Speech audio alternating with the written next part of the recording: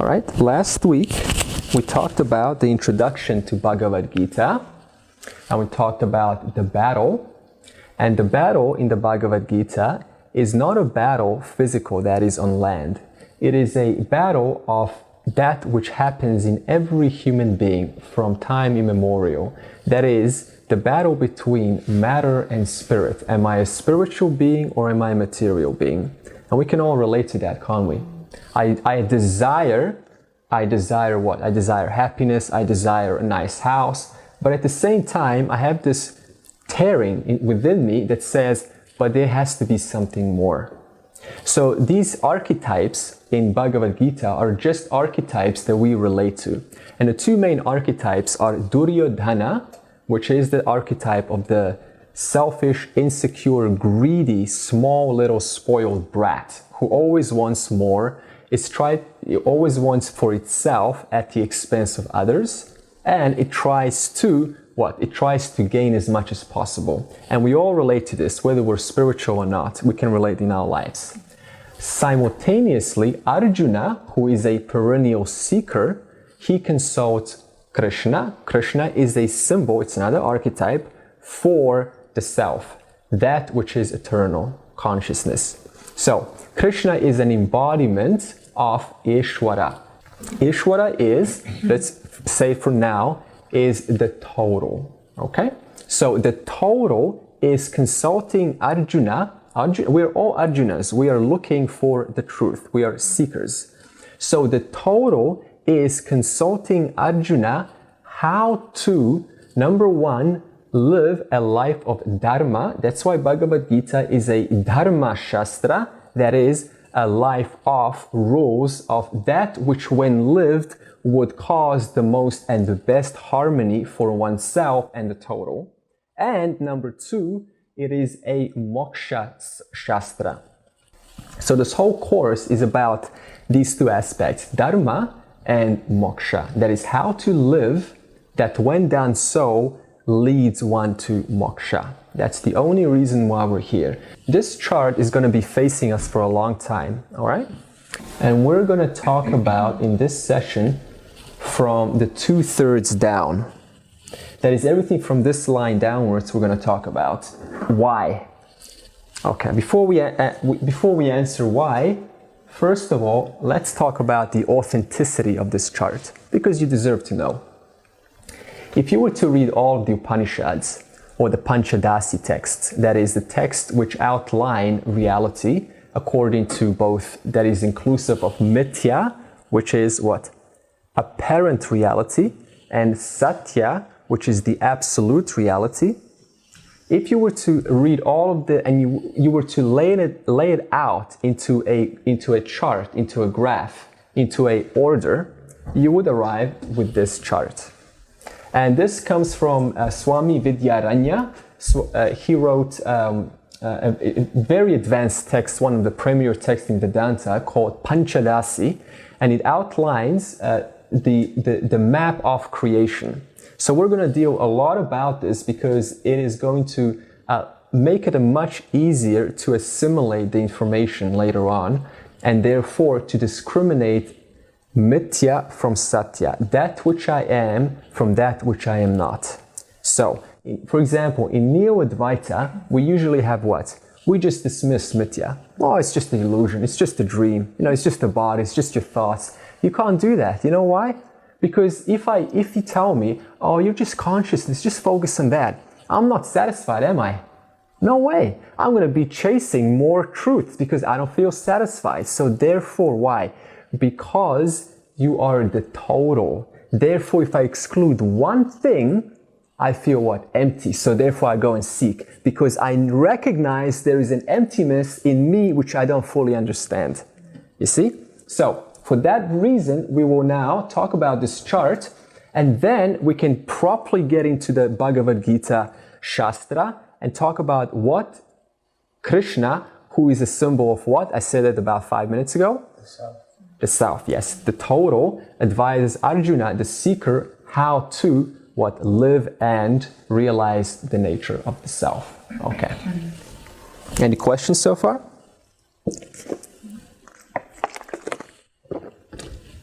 So, last week a few questions came by, and one of them were about the mind. That's going to come up a lot, right? And so therefore we're going to talk about the mind, manas. We're going to talk about the intellect. We're going to talk about the ego. We're going to talk about the 5 sensory inputs. And we're going to talk about the vasanas and karma. These are all very important technical terms to understand in Vedanta before one can fully understand the higher teachings, let's say, of the self and consciousness. Okay, so in other words, we are teaching ourselves about ourselves as a human being. Okay, so this has got nothing to do with the self or awareness now. This is just about a normal, common sense, spatial and temporal level of that as a human being, which I am. Okay, so the first step that happens when you contact the world is what? We see an object, right? There is a car. Now, how do you know about that car? What makes it possible to know about this car that I am looking at as a body? What makes that possible?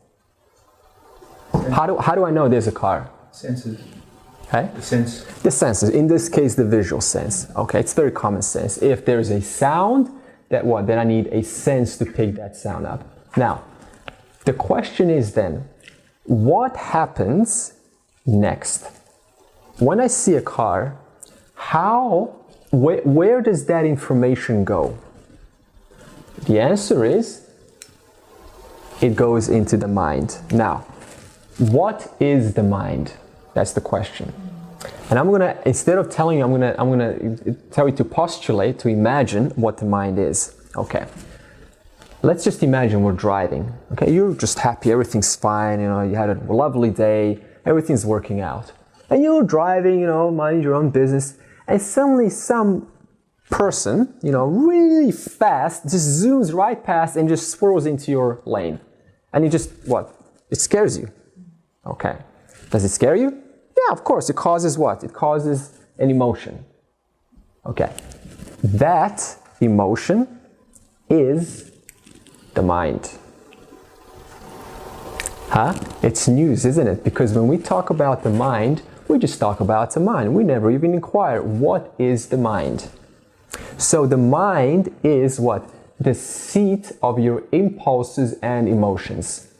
So any emotion about anything, about the teaching, about your partner, about the world, about people, about the weather, all of that is produced and possible because of the mind.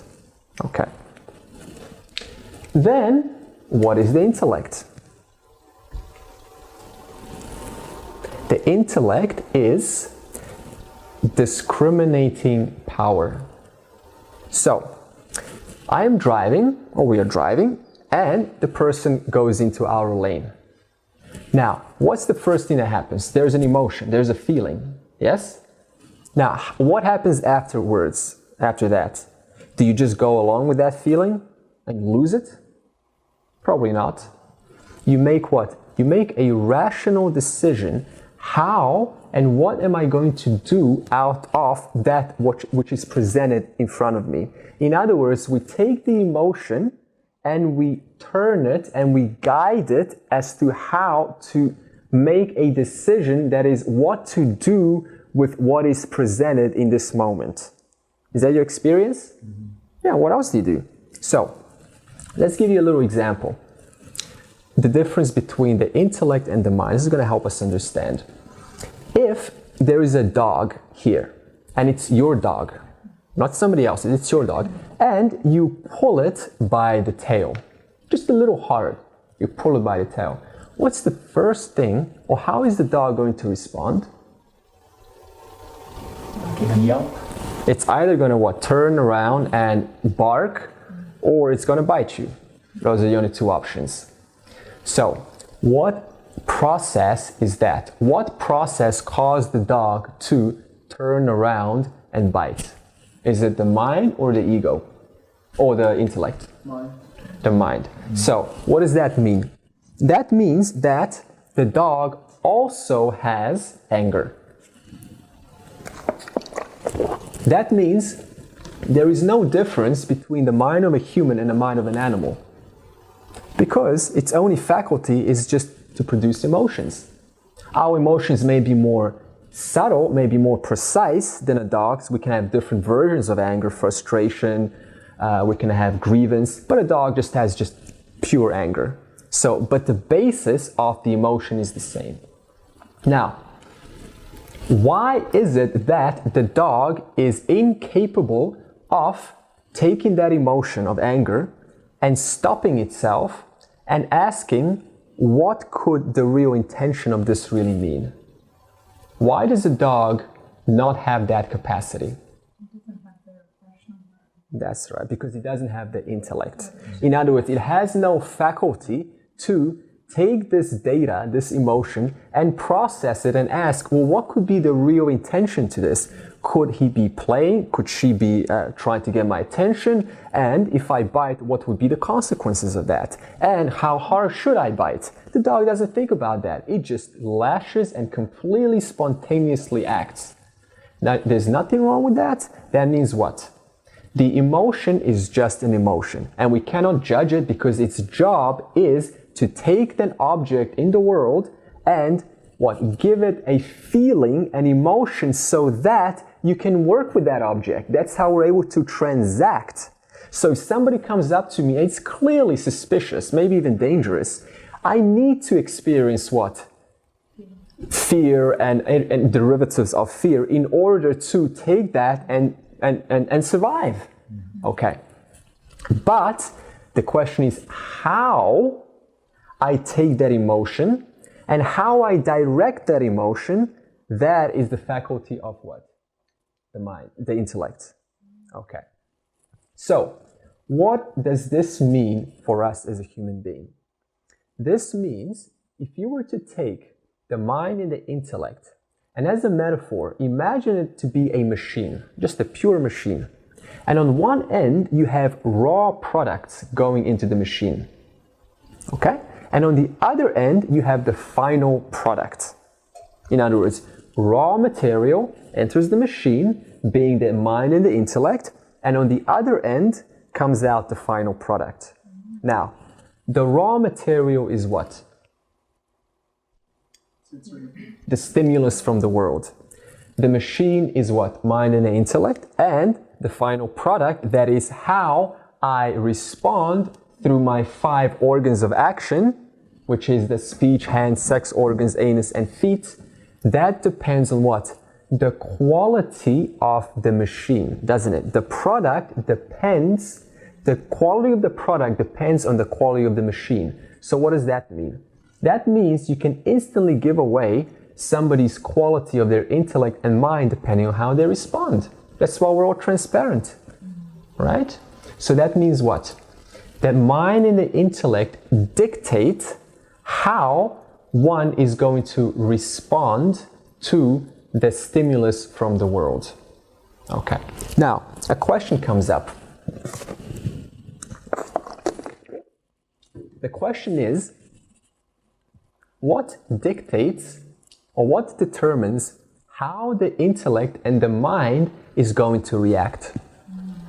Why is it that we have 2 people side by side and we see the same circumstance, and what person A responds in their way, but person B responds in their way? What causes, therefore, you to be who you are in terms of personality and your character? What is that determining factor? That determining factor is called your vasanas, a very important term. Are we all following so far? Any questions? Okay, good. So, vasana in direct translation means fragrance. Okay, now, if I spray a fragrance, a little pss, pss, now if I come back 20 minutes later, is it likely that that fragrance is still going to be in the air? Yeah, 10 minutes, sure. In other words, what? There is a time factor. That means what? Fragrance, i.e. tendency, that's what the vasana is, tendency causes what? A fragrance which is likely to cause me to what? Repeat it again, because the ps, ps stays and has a time to it. Now, here's a question to understand Vasana. Who had sex just once and you said, you know what? I understand what this is all about. I never again need to do this again. Huh? No. What is the first thing we think about? When am I going to have it again? Or how can I have it again? Now, either with the same person or somebody else, right? In other words, what? As soon as we engage in an action, that is, we create a vasana for that action, because we go like this, pss, pss, and that vasana stays where? In the field, causing us to sooner or later reenact in that same action. And therefore, we what? We repeat it over and over and over again. Okay, so what is a vasana in summary? Vasana in summary is a tendency. That's what makes you who you are. In other words, you're just a series of tendencies. And therefore, the tendencies make you the person that you are. If I have a tendency for, let me see, for example, learning, then I'm just going to learn all day. If I have a tendency for making love, then I'm just going to love making love. If I have a tendency for playing tennis, I'm just going to play tennis. It's just common sense. Why? Because of that fragrance, which is reinforced every time I perform that action. Now, how does this information apply to moksha? Well, it's very simple. If I have a tendency for sex, that is, relation, I'm just involved in what? Partners, sleeping with people. Is it likely I'm going to contemplate God? No way. I'm going to be consumed in samsara, called worldly entanglements. If I have a tendency for something as innocent as overeating, is it likely that what? I'm going to have a moment of peace, at least for 2 hours, where I can just start to inquire about information which I've learned at Advaita Vedanta, for example? Is it likely? No, because in those 2 hour span, the fragrance is still in the air, and that fragrance is going to what? Cause me to think about eating again. In other words, it causes a distraction. You see? So what does this mean for us as a human being? That means what? You need to start working and be aware of these vasanas. Because the vasanas are the very factors which cause us to what? Repeat the same action over and over again and never really get around to what? Realizing the nature of the self. Can't they also be the reason why people search for God? Yes, that's a good vasana. That's called, there's 2 types of vasanas. Binding and non-binding. If somebody's addicted to smoking, that's a what? That's a binding vasana. A binding vasana means I have no choice. I do have a choice, but it's so ingrained, it's so etched into the vasana that it's almost as good if I don't have a choice. But a non-binding vasana means I could, but I don't have to. In other words, it becomes a preference. In other words, if I get it, it doesn't matter. If I don't get it, it doesn't matter. Now, there is, as you said, you want to have a vasana for knowledge. Because that's going to cause you to what? Seek. That's going to cause you to stick around. If you don't have a vasana for knowledge, if you don't have a vasana for seeking for God, then what? Other vasanas are going to take over and therefore I'll be running off elsewhere. You see? So we can always work with that which we have, the vasanas. Clear? Good. Now, let's talk about karma. All right. Karma involves 2 principles. One, law of destiny. Now, why is it, number 1, a law, and why is it a destiny? What is a destiny and why is it a law? Well, let's look at it this way. In the traditional sense, how we look at destiny is what? I have no choice. Like, that's my destiny, right? That's how the tarot card readers, they get you. Because you go there, you sit down, they tell you your destiny, But they don't what? They tell you how your future is gonna unfold according to the rule or to the fact, as if when you got up from that moment on, you would never again make any course of correction in your life. That is, you would just continue going the same pattern. But human beings don't do that, do they? We have something called, this is the second principle of karma, purushartha. Purushartha means self-effort. That means every moment I have what? An option to interrupt, that is to take destiny, which is just a playback of the past, it's what? The past playback in the present, to take that for the present and modify it according to purushartha. Does that make sense? That means I have self-effort, you can call it free will, but we just say it's purushartha, self-effort to modify my destiny. So the tarot card readers do not know this. So they just tell you your destiny, and it could be true, maybe it's not true. But it would only apply on a large scale to animals. If you're an animal, tarot card reader would work. But we're human beings, and we have purushartha, that is free will to change the course of our direction any moment. Therefore, our destiny is what?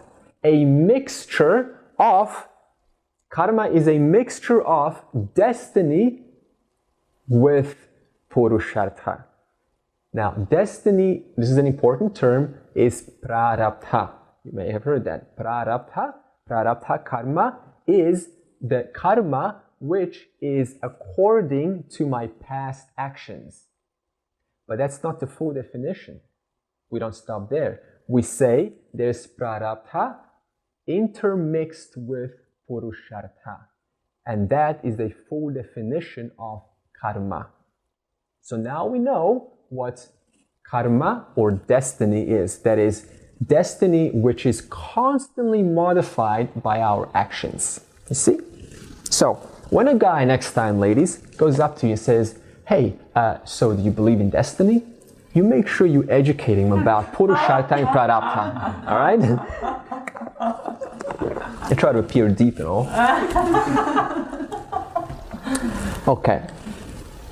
So, now, I know some of us are visual learners and we like to see pictures. So therefore, I would like to now load up a mind map and talk about what we have learned, starting with mind and the intellect. I'm a mind map guy, I love pictures. Okay, now, we all know when we fall in love, what happens? We don't judge the person, do we? We accept them as they are. In other words, our intellect goes way down, and we accept the emotionality of the exposure to this object. Now, I'm going to pause there. I said the word object. There's only two things in existence: subject and object. It's a very important distinction. Object is anything that you can perceive, that you know about, whether it's external or internal. Are feelings an object? Yes. Are people an object? Yes. Is this body an object? Yes. Is Vedanta an object? Yes. Why? Because you're the one that's perceiving it, isn't it? That one which is perceiving, that's aware of this, that is the subject. If we were in a coma right now, would we be aware of this class? No. Why? Because consciousness, the subject, got stripped out. So there is nobody to know about what's being offered. No, there's nobody to know about the knowledge. If you're in a coma, does it matter how intelligent you are? Would you know about any of that? No way. Why? Because that factor, because of which that intelligence is known of, has been what? Stripped out. Therefore, it's insentient. There's nothing to know. So what does that mean? The subject, Satya, Brahman, is that factor, that principle which makes your experience known for what it is. Are you aware of this experience? Yes? That awareness is the subject. And the experience is what? The object. Therefore, we are constantly transacting with what? Objects. So in other words, the subject and the object are constantly transacting together. And that's what makes up our experience. Is that clear? Okay, very simple. Now, the mind and the intellect are divergent. That means when the emotion is high, the intellect is low, and vice versa. When the intellect is high, when I'm rationalizing, calculating, evaluating, analyzing, judging, discerning, discriminating, that's all the faculties of what? The intellect. When that's being performed, there is no space for emotion. Now, I didn't say emotion is not necessary, because the mind and the intellect are together. So when we say the word mind, we're also including the intellect. And when we say the word intellect, we're also including the word mind. You see? They're never separate. See, if there's a tiger here, right, and it's a hungry tiger, now, it's not entirely accurate to say that first I feel an emotion and then I calculate what to do. They are intermixed. But for the sakes of understanding, we split them so you can understand them a little bit better. Okay. Now, that means, as I said, the texture and the quality. On the beginning, the texture and the quality of your mind and intellect determines whether you're bright as a character or dull. We all had dull moments and we all have had bright moments. Yes? Now, we're going to talk about the gunas because the gunas play a huge part of that. But for now, we're just going to stick with the mind and the intellect. Now let's talk, this is the summary of the mind basically. Emotions. It's the seed of impulses and that impulse is always generated when the subject transacts with the world.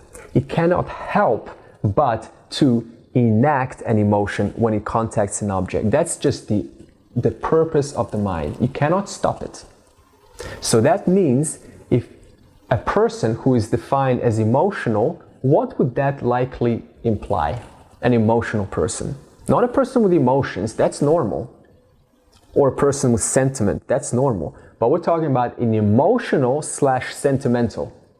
What would that imply? A disbalance, right?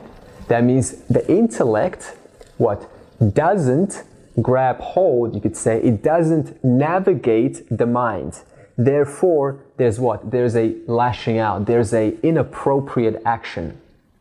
So this is one of the things that the police are taught, that when somebody drunk stops by, and the police are taught to engage their intellect.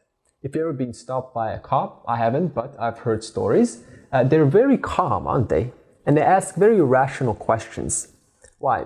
Because they do not allow their emotions in that moment to take over. Because as soon as emotionality takes over, the intellect goes down, you lose your discrimination, and you're as good as useless in that situation. That nothing productive can come out in that.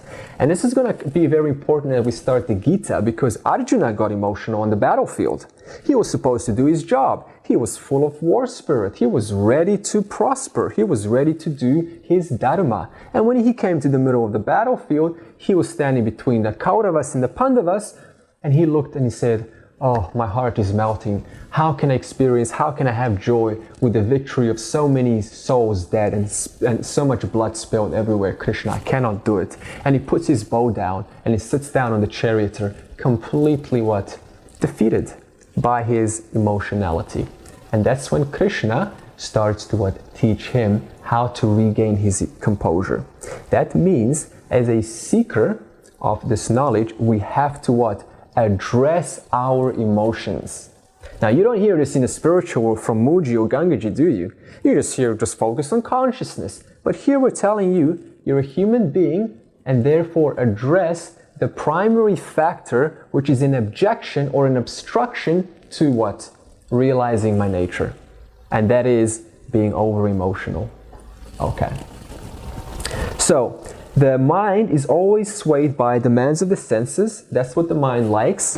The intellect stops this by asking questions like, if I do this, what would be the potential consequences? How would it lead? What would be the next stage? Would this take up my time? Do I really have time for this? Is there something more important in my life? Is this the person, can this help me? Can I help her? Can we both together create a proper, spacious goodness for everyone else? And what's more, do I really need this right now? That's when the mind comes in. It starts to judge, evaluate, assess, and discern if this is useful. But the mind doesn't do that. It just falls right for it, doesn't it?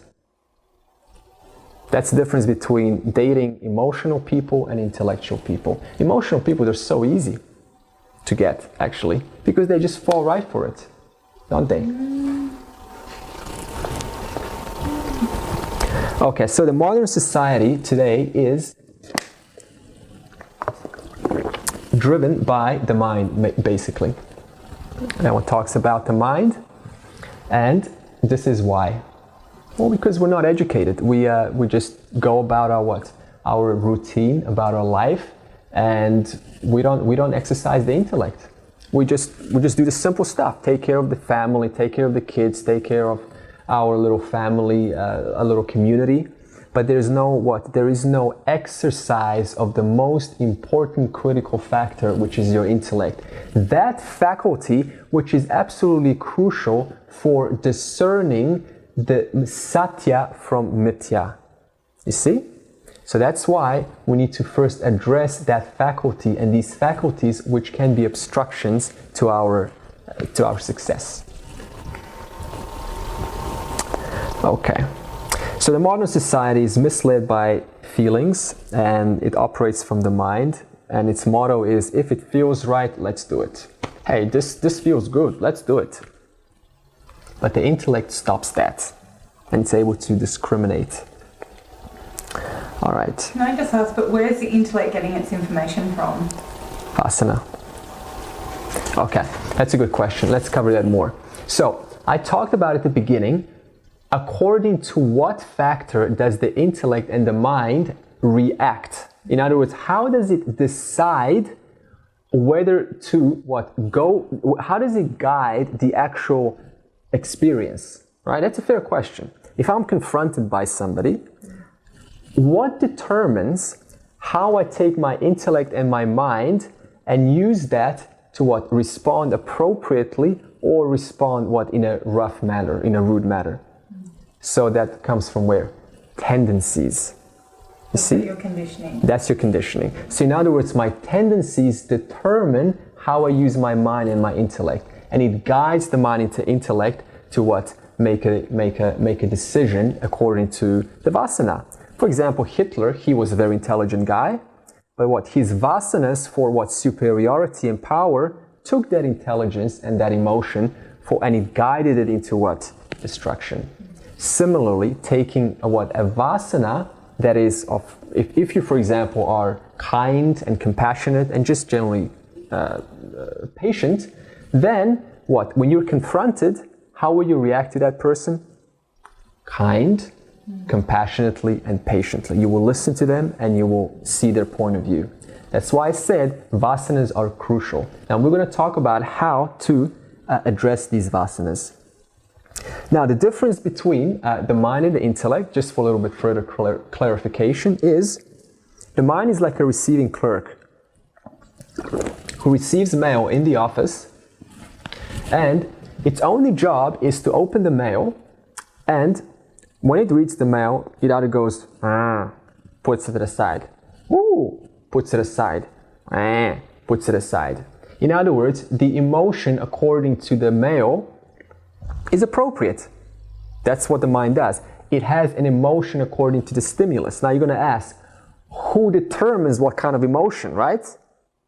Like if I read this letter, what would determine whether the emotion is going to be like a yes or a negative? That's vasanas, the tendencies. Okay. Now the intellect, therefore, if the mind is like the receiving clerk, would be like the officer in charge. And there's a picture here. The officer in the charge is the one that takes these letters and it guides them to the appropriate department. In other words, it takes and decides what's going to be done, or how this letter is to be performed according to the words and the request on the letter. You see? So that's the difference. Questions? Good. Now, the intellect, as we said, is discriminating, judging, right versus wrong. Someone's going to say what determines what is right versus wrong, right? We're going to get into Samanya Dharma, that is ahimsa, the law of non-injury, and we're going to discuss that a little bit deeper. But I'm going to cover just a little, very simple part of that now. That is, who here likes to be hurt? Who likes to suffer? It's a universal answer. You put 1 billion people here, nobody wants to be injured or be hurt. In other words, ahimsa, non-injury, is a universal law at the time of creation. It's built in. Krishna says this very nicely, as we'll cover. Even animals. Do animals want to be hurt? Nothing wants to be hurt. Do plants want to be hurt? No, some animals have a negative reaction. You can see it. If you put some poison on the ground, the plant responds negatively. Unless people self-harm. Yes, that's a good question, like slitting wrists and all that. There's always, because the mind and the intellect can always override the default law built into nature. And only humans can do that. I don't think you can have a dog that commits suicide. You never have that, because it doesn't have free will. It doesn't have purushartha. It cannot say, I'm just going to end my life because the slums that I find myself in are just not worth it. In fact, the dog cannot even make a decision to go 2 kilometers away where it's going to have 2 times more food. It doesn't have a choice or the intellect to think of how to create a best possible environment. Only human beings do. So it's actually a great privilege just being a human being, if you think about it. Because only a human being can gain liberation, freedom from creation, freedom from the body, freedom from the thoughts, freedom from everything. So you should hug yourself and be just glad to be a human being. Talk about being grateful. Okay. Now, if the intellect is not firmly established, that is, if it's not well educated, and we're here to educate the intellect and the emotions, then what happens is the mind, by default, will override the intellect, and therefore the mind will it will have priority over how life is to go about and how to perform actions and decisions. And we all know people in our life that are driven mostly by emotions, don't we? We know how they generally react. You just cannot rationalize with them. No way. There's no faculty to there's just defense, there is judgment, there's name calling, and there's raising the voice. That is when the intellect hasn't been sufficiently developed to come in and take those emotions which is being experienced and work with them. All right? And now we move on to the vasanas, and we have a nice little symbol for that. Now, the vasanas is what causes desire. In other words, if I have a gambling tendency, why would that be so? That would imply what? I have gambled before, and therefore, I've created a tendency. Why? Because it's a fragrance. I've created a tendency to gamble again. So what happens is, the vasana, and here's a very interesting order now, the vasana is going to create or entertain a desire, and that desire is then going to convert into a thought. That is, I'm going to start to strategize how to go about finding a casino and what's the best casino to go to. And then finally I'm going to go to a casino and fulfill that desire. So that means your desire, intellect, and action are gross manifestations of your vasanas. That is, your life, your entire life, how you drive, how you talk, how you communicate, how you express, how you eat is what? A gross, direct manifestation of your vasanas, that is your tendencies. Okay? So, tendencies. Sorry, can I just ask clarification on that? So, are you saying the tendency generates the thought, not the thought generating the tendency? Say that again. Looking at your graph, I'm just asking for clarification. You're saying the tendency generates the thought. The tendency directs the tendency. That's right. The tendency generates. It causes the intellect and the mind to steer in the direction of the tendency. In other words, the tendency takes what is inert, that is the intellect and the mind. We all have the same intellect and actually it's different, but we all know certain things. Now, what we do out of what we know, that's what the tendency, the vasana, does. You see? So it takes what you know and it guides it into a particular manifestation in the form of what? An action. Clear? Okay. So literally through the senses, the feedback is coming through the senses. Yes. That the vasana is triggered. Yes. So the input that is arrived from the world, that's inert. That's raw. That's the same for everyone. I see a tree the same as you see a tree, but then as soon as it enters the senses, and the senses are the same for everyone, by the way.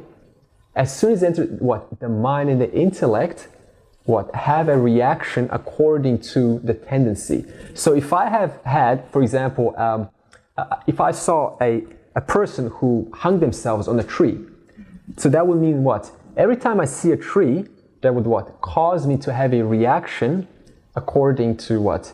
The mind and the intellect influenced by the vasana. See? Yes? Doesn't the emotions go a bit deeper? Because let's use a gambling analogy. I see someone gambling, they won a lot of money, they look like they're having a great time. Oh, I want to have a great time. That causes a desire to want to have a great time and win a lot of money, and then it's kind of like two-way binding, right? Yeah, okay, so what you're saying is that when I see someone doing something that is essentially appeasing, then therefore that generates the same desire in me to replicate that. In other words, can desire exist without emotion? Desire is always, see, this diagram, there is no separation here between the intellect, the mind, the vasana. They're all one together. So there is no desire without emotion, there is no emotion without desire. You see? So, does that answer your question? Yeah. Okay. So the order is of the vasana, that is the tendency, followed by desire. Here we have a thought. The man starts to contemplate how to exercise this tendency, and then finally I end up gambling, or I end up having sex, or I end up making money, or I end up doing whatever it is. That's the order of it. So the desire is. Desire Desire creates a thought. Now it's hard to, isn't it? It's a very subtle distinction between a desire and a thought, isn't it? So let's just say desire is a combination of the thought and the intellect. That is, the desire is the direction in which the thought and the intellect is to follow, is to proceed. Okay. Now, the vasanas here, the karma, sits in the causal body. There's a causal body there. This, for the Westerners, would be familiar if I equate it to the unconscious mind. So there it means that we are unable to perceive our vasanas and our karma, because the effect, that is the subtle body, the mind and the intellect, the subtle body is the effect of the cause.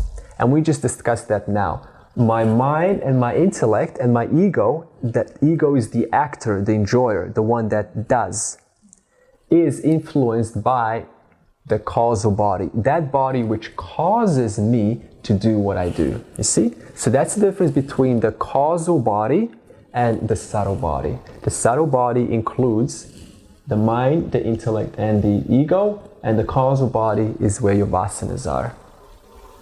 Okay, any questions about that? All right. And now let's keep on to karma. Now, karma is, if we take an example of a blue wall, just a blue wall. Now, we can equate that blue wall to your destiny. Okay. Now, that is what? Prarabdha. That is, your destiny is blue, whatever blue means. But because we said we have purushartha, which is freedom to modify, that is freedom to change, when we mix purushartha with prarabdha, we get what? It's like taking a blue wall and taking faint yellow paint and painting a little bit over it. And then what do you get? You get green. But because it's faint, it hardly looks like there's a difference. That's why we can get very easily discouraged when we change the course of our life. We see, well, I'm doing everything I can. I am singing, I am chanting, I am coming to the class, but there's hardly any changes. That's because your destiny always, what? It's a blue wall. It's hardly ingrained. It's very hardwired. So any action does make a difference, but so faint that it's hard to see initially. And the more layers of yellow paint, that is, every time I engage in this knowledge, it's like adding another layer of yellow paint until it becomes pretty clear that what? The course of my destiny is starting to turn green. In other words, every action that you apply does make a difference, but it doesn't look like it, does it? Okay. And the other example of, just so you understand, destiny is, we have a nice example of a boat that is just swimming in a river. And that boat, without the rudder or the motor, is what? Destiny. That means I have no way to change the direction of the boat, do I? But as soon as we add the engine or the rudder, then what? I go along with my destiny, but simultaneously I am changing the course of direction. You see? So purushartha, that is your self-effort and your destiny, are never separate. Understand? Okay, purna. Remember what I said, this comes from the Isha Upanishad, and it summarizes what reality is and what I am what is Brahman? What is the relationship between Satya and Mithya? So now let's discuss this. Purna means full, Purnam. Adaha means that. So in other words, it's talking about that. Full means what? Also whole. It's a synonymous word. That is wholeness. So Adaha, that whole, Purna, idam, is this. Idam means this. In other words, that is the whole. This is the whole. Now, how much sense is this going to make if you're reading this by yourself? What whole are you talking about? That's why you need a teacher who understands these statements to resolve these contradictions. So when they say Purna Adaha, that whole, we're talking about Brahman, Sat Chitananda. You can call him Paramatma, or whatever you want, Ishvara. In other words, that is the whole. This is the whole. Now, what is this related to? Or there can only be one other option. Mithya is the whole. In other words, Satya is the whole, Mithya is the whole. Purnat, for the Sanskrit scholars, it's an ablative case. In other words, from the whole. In other words, from the whole, the udachyate, the whole comes. In other words, from the whole comes the whole. In other words, what? From Mithya, from Satya, from Brahman comes what? Creation.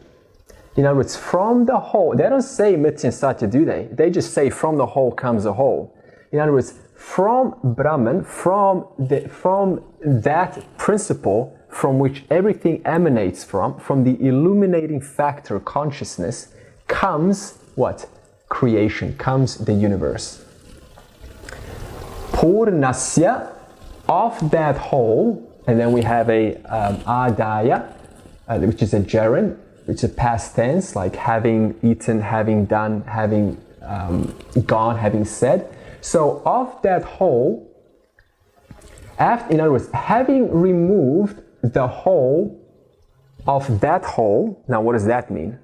That means having removed mithya, whole, of that whole from Brahman, Purna eva, eva is only avavishyate, only the whole remains. So that means what?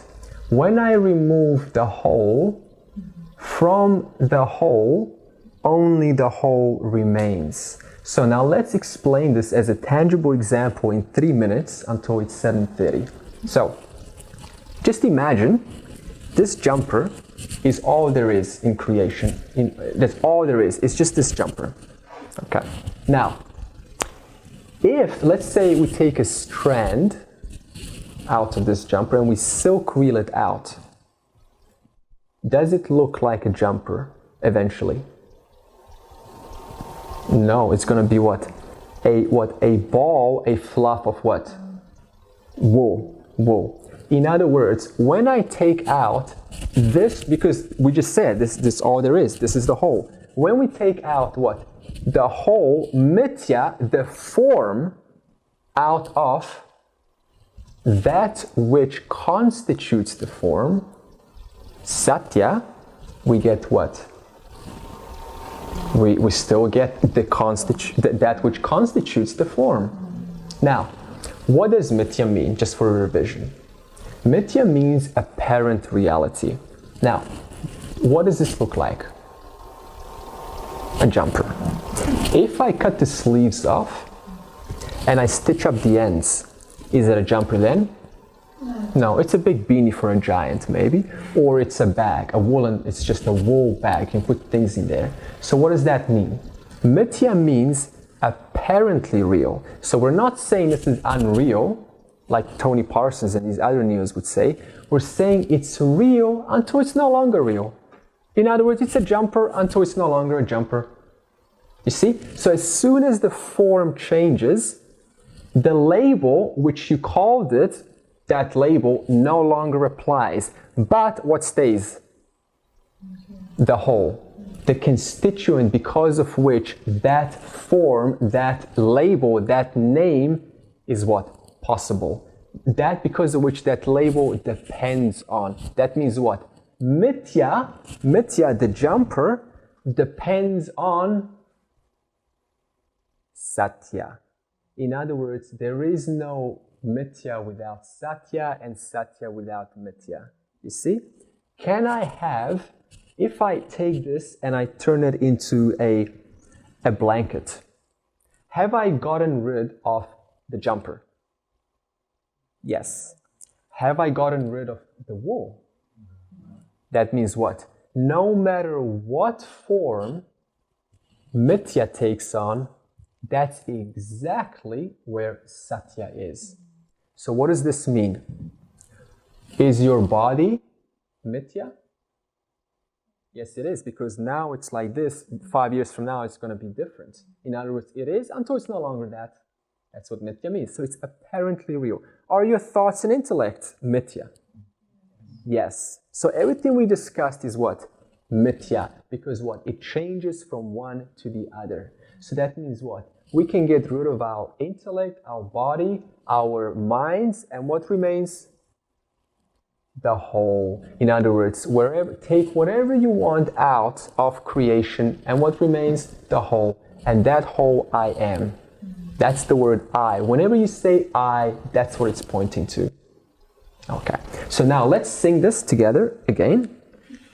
I'm going to bring up a simple chart. Okay, together. Om Purnamada Purnamidam Purnat Purnamudachyate Purnasya Purnamadaya Purnameva Vashishyate. Om Shanti Shanti Shanti.